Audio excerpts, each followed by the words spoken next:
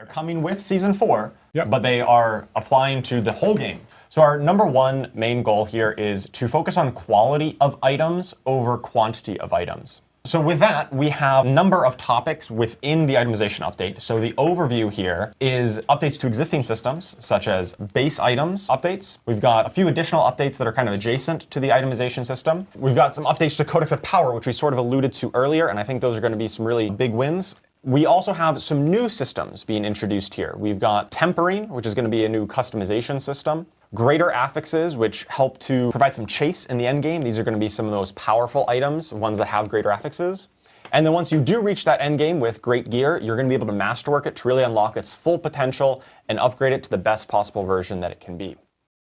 So this is where we're going to focus on making a smaller pool of affixes that are more relevant and more potent. So some examples here, we've got ranks of a single core skill. Only one of these can appear. In World Tier 3, only sacred items are going to appear.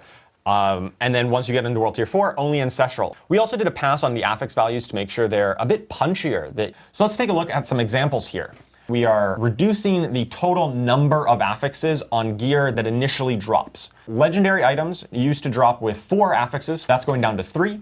And then rare items used to have up to 4, and now they'll just go down to 2. So as part of this change, we are going to open up trading to allow legendary items and unique items. And also, I should say also, uber unique items are not going to be tradable. Closer example here. So we've got, kind of on the left, a before. This is a boned wand of serration. And you can see how it's got, plus intelligence, vulnerable damage, damage to shadow damage over time affected enemies, lucky hit, chance to execute injured non-elites. After this itemization update in the after section here, we have got a similar item.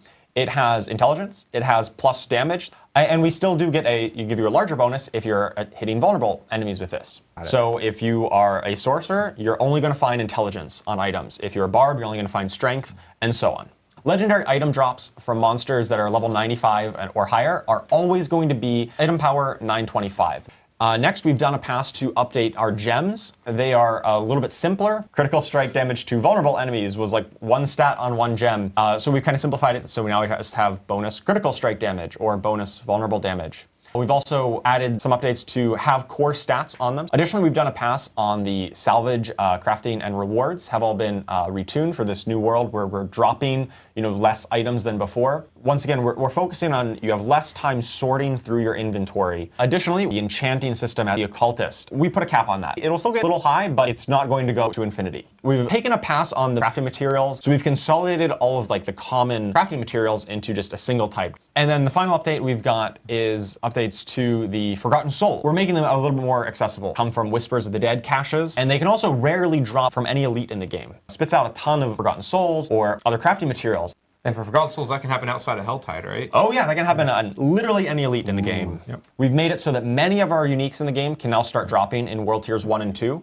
And then once you do get into World Tier 3, then all of the uniques in the game have the potential to start dropping, including Uber Unique. We actually add a bunch of other new baseline rare affixes that can appear on items. As an example of a few of these, we have Fury per second. There's a number of other ones like life per hit. So let's talk about uniques. So in Season 4, you're going to be getting double the normal amount of uniques added to the game. We're also adding a new Uber unique here, Tyrael's Might. And the special power of this is that when you're at maximum life, you're going to be shooting out projectiles, very similar to the artillery shrine.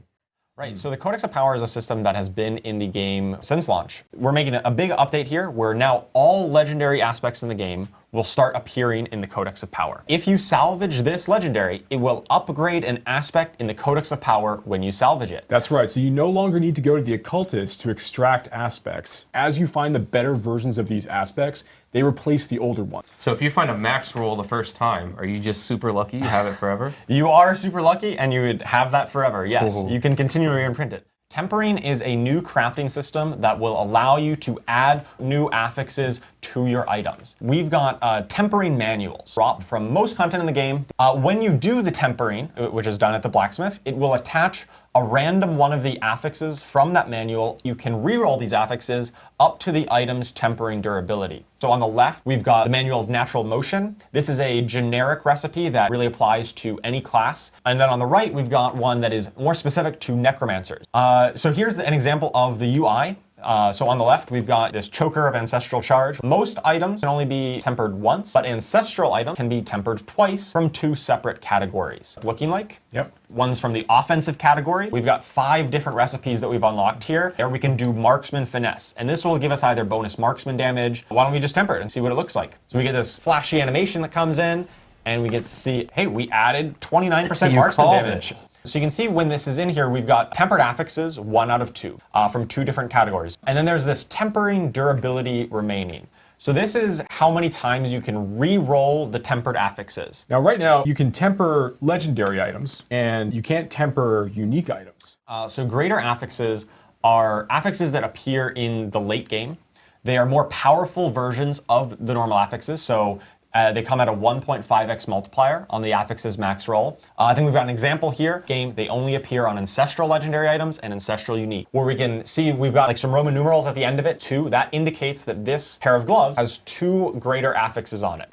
And we can see that intelligence here is highlighted, and so is critical strike damage. I think we've got a comparison between a standard version, so on the left, but on the right, we've got a greater version of dexterity, and that's gonna always give you 126. Same with the critical strike damage down at the bottom. So greater affixes, the way that you get them is you can only get them from things that drop. You cannot enchant into a greater affix. You can enchant out of a greater affix. Masterworking is a late game crafting system that we're going to use to upgrade the items. However, both Masterworking and Tempering are replacing the old gear upgrade system. And Masterworking has 12 ranks where you can upgrade the current affixes on your gears. But then every 4 ranks, so rank 4, 8, and 12, are going to upgrade a single affix by a large amount. The tempered affixes at the bottom, those also would be upgraded. I think we've got an example here to really highlight all of these systems taken together. And then we can see intelligence has been highlighted in blue, and the damage stat on here has been upgraded twice. That's why it's in yellow. So 2 things I want to call out. One, Masterworking works on unique items. Also, you can make sure that like when some of these unique items are dropping, they also can have greater affixes attached to them. So yeah, class update. We're really looking to move the needle on these. So some examples here. Skill tag updates. And the example here is that mastery skills will also just have the core skill tag. We also talked about like mobility skill tag. Yeah, so now some other examples. Frozen Orb on the Sorceress. Before when you cast it, it would go an exact set distance and then blow up, but now it's going to go exactly where you point it at it to with your cursor. And next, Necromancer. The first change is that they're going to inherit 100% of the player's stats. And this is not only going to apply to Necromancer minions, but all minion types in our game. So first we'll start with the Barbarian. So here's an example of Wind Slash. Before it was you would cast double swing twice, and you like go in and out and in and out, and every other time you'd make a dust devil. Now, so every single time that you cast double swing, it does a dust devil. And instead of every other time spawning 1, every other time spawns 3. Druid, for example, we're just merging those together. So both of those combined is going to be your first lacerate upgrade. And now we added a second upgrade there where every time that lacerate crits, all of your shapeshifting skills are going to deal more damage for 10 seconds, up to 40%. Next, the Sorceress. Here, so basically you can see here that where the person is targeting with their cursor is where the Frozen Orb is going to explode. Next, we're going to be talking about the unique. So it's called Fractured Winter Glass. But then as you go on, you can see the Frozen Orbs are making more of them, and then the Conjurations are also throwing out more Frozen Orbs. Next, let's move on to the Rogue. So now, you don't only have to hit the marked enemy, but you can charge up Inner Sight off of everything. And now in addition to that, you're also going to get a 25% crit chance boost. Next, Necromancer. Your Skeletal Reapers, the wind-up attacks now can reduce one of your active cooldowns. Next one for the Mages, now they just make everything vulnerable. And last but not least, we have your Iron Golem Slam attack where it pounds the ground. It'll also pull in enemies. Golem now, while you're CC'd or at any time, when you activate it, it's going to make both your Golem and you unstoppable. So next, like I was saying before, flat damage effects. Now, under the hood, all of these things are going to be scaling based off your weapon damage. That, it's the same legendary on each side. Change my weapon, and that increased the damage. All right, so last but not least is opening up designs. Make things more generally useful, less restriction. 2 examples. One is Azurath here on the left, a unique sword. On the right, we've removed the core skill requirement, and now any of your skills can have a chance to freeze enemies. Second thing you'll notice is on the left, it says Barbarian only. We just removed that restriction. Next one is Opportunist. So on the left is the old version, where it says when you break stealth with an attack, you can drop stun grenades. So now it's when you enter or break stealth, and you don't need to break stealth when you attack. every single stun grenade legendary will increase the damage of your grenade skills. All right, last but not least, we've got hardcore update. Elixir of Death Evasion is being removed from the game. We've also redesigned the Flame Shield enchantment. Now it's going to automatically activate when you lose a certain amount of life, and then it has an internal cooldown on that. So next, let's talk about game balance. Some examples here. Generally, Tybalt's Will. That damage amount is being reduced. Same with Banished Lord's Talesman. Next, the Barbarian. When we launched the game, we actually gave them 10% inherent damage reduction. So that's going to be removed. Damage reduction in general is going to be much more rare and special. You're not just going to find it on any defensive stat. Also, we're reducing the effectiveness of Charge, Hammer of the Ancients, and Unbridled Rage. And next, we're going to go over to the Sorcerer. We got a couple bug fixes here. The first one, we had one where the Evade cooldown reduction affix was triggering off of unstable currents casts. This has been fixed, so now it's only going to work with intentional casts now as it was intended to. And the next one is Isu's Ferocity. This is a key passive on the Sorcerer. Now it's only going to apply to fire damage as it was intended to.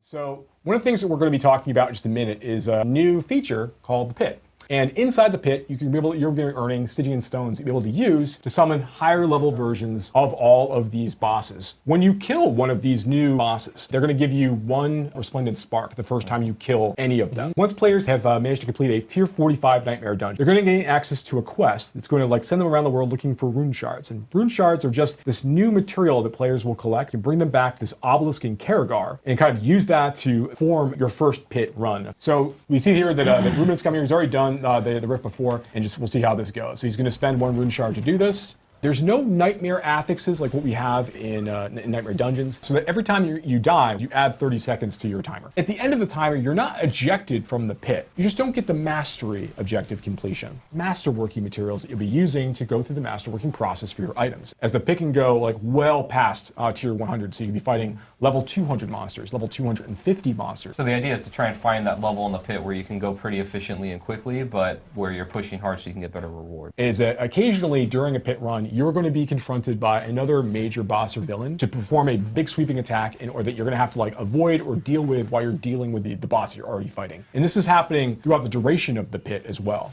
So here, Ruben killed the boss, got a number of different drops, and then after that, when you open the chest, you're going to see that there's a bunch of Obdicite that popped out of it, which is a masterworking material. I think he got 5 from the first run. So as you go deeper in the pit, there's basically 3 tiers of masterworking materials that you're going to be able to earn through. There's the Obdicite, there's the Ingolith, and then there is the Neath Iron. I think Obdicite right now is like tiers 1 to 20. You'll be getting Obdicite as you go from 21 to 40. You get amounts of Ingolith, and as you go to Neath Iron and beyond, as you go into 40 and beyond, you start seeing more and more Neath Iron. As you're going, you're getting these Stygian stones as you play, the ability to go fight those level 200 tormented versions of these bosses. All of these bosses have a higher chance to drop uber unique item as well. Season 4 PTR is actually going to start on April 2nd, and it's actually going to run for a week through April 9th. Season 3 is now going to end on May 14th, and of course, Season 4 also starts on May 14th. But for now, this one is PC Battle.net only. For players that are jumping into PTR, you will be able to boost a character immediately up to 100. You will receive 100 million gold and 1,000 obols. You can do this multiple times. You can even trade amongst gold across your characters, of course. And then we will also mark the campaign completed for your character, as well as offering you a mount, all your skill points, and more. Paragon, Fog of War will be completely cleared. Altar of Lilith points will also be cleared. And then all your Paragon glyphs will be unlocked, and legendary drop rates will be doubled. Yeah, glyphs are also maxed up. So we will be accepting, of course, feedback, and we will be turning on a specific PTR forum on Diablo4.com. PTR feedback. Please let us know what you think. The class team is particularly excited about what's working for you and what's not working for you. World Tier 2 now goes, instead of giving you 20% bonus XP, it gives you 50% bonus XP. World Tier 3 now gives you 150% bonus XP as opposed to the 100% you got before. And then World Tier 4 gives you 250% bonus XP instead of the 200% that you got before. Let's go ahead and jump into the first major update we have planned that you get a chance to see on PTR. And that is we made a significant update to Helltide. And you'll see a horizontal bar segmented in 3 pieces next to that kind of half-completed pentagram there. As the players are killing demons in Helltide areas, they are slowly growing their threat. And as they do that, they're going to find like more ambushes. They're going to find and trying to kill them. Once the player is gotten towards the end of this, you'll hear a tone alerting you the armies of hell are coming for your blood. In that case, there's going to be a new creature type that's going to appear. We have reduced the level requirement or the world tier requirement for Helltides in lower world tiers now. It's a great way for you to level up. But you can see right now that threat is draining while this event is occurring. So you've kind of like reached that maximum threshold. The minions of hell are coming for you. You're going to be kind of fighting pretty hard for this stuff. But it's a great way to get like access to a lot of elites. Once this bar is drained, doing more things inside the Helltide experience, you're going to get more opportunities for more cinders. This Hellborn here. A similar creature to some of the blood seekers that we've seen in the past. These are, they have great drops, like they'll drop like legendary equipment, and they will also drop summoning materials for Lord Zir. If you find like a treasure goblin, there's a chance now one could drop a random boss summoning material. Even elites have a very, very low chance to drop some of these materials. We are adding a new boss. And Dariel. She is summonable by defeating Beast and Ice and Lord Zir. And she's got the same drop table as Duriel. As we all know her and love her. There she is. Wow. She's back. This is from Iggy. What will happen to current items after this rework? Yeah, so all of the items that you currently have will be flagged as what are called legacy items. They are not able to interact with the new systems of tempering or masterworking. J Corsair 19, does the masterworking just increase the total range of the roll, or does it get you closer to a max roll? So it increases the current value. So if you already had a max roll, it keeps on increasing. So as an example, an affix that could have rolled between 50 and 100, if it was already at 100, the first masterworking upgrade will take it to 105. Even though the base roll range was just up to 100, you can continue progressing past that. Is it just me, or was the camera more zoomed out in the dev build? Actually, Oh, we didn't even talk about that. actually, in Season 4, the camera will be more zoomed out. So, Yeah. yes, there are a lot of questions about loadouts. Yeah, so we've talked about this before. We're very, very excited about bringing in like an armory-like feature to Diablo 4. I think we definitely want to move on at some point, but nothing to announce. A lot of people mentioning a loot filter. We think in this new itemization world where we are simplifying it, reduced number of affixes, simpler affixes, will help to alleviate a lot of those concerns, and it will make parsing through the items a lot easier in this new system. Brayen C22, you say higher the rifts, the better the items. Are we talking about the equivalent to primals? We're not raising the eye power ceiling of items beyond 925. As you go deeper in the pit, you're going to get more legendary drops. And then, of course, the masterworking materials that you're using to power juice up all of your items. Drummer Boy had asked specifically, can you do groups with in the pit? Yes, you can party in the pit, yes. Yes. Will we be seeing any like clan updates, social updates? So we have been talking a lot internally on the team about social updates and things we want to talk about soon, but nothing to announce for Season 4 at this time. Castordiff says any PvP news, balance, new rewards. Nothing to announce on PvP right now. Dristren asks, I know Uber uniques cannot be tempered, but can they roll greater affixes and can they be mastercrafted? Yes, on both accounts. Uniques can roll greater affixes, just the same as Ancestral Legendaries. It doesn't need to be Ancestral, so it's World Tier 4. Same concept with Uber uniques. And even through the Resplendent Spark, the crafting system, there is a small chance that when you craft it, the Uber unique comes with a greater affix, even when you craft it, just as it would drop. Bon, j'ai essayé de réunir au mieux tous les éléments que j'ai trouvés importants, en espérant que ça puisse servir. Merci d'avoir regardé la vidéo. Bientôt, c'était Stalky.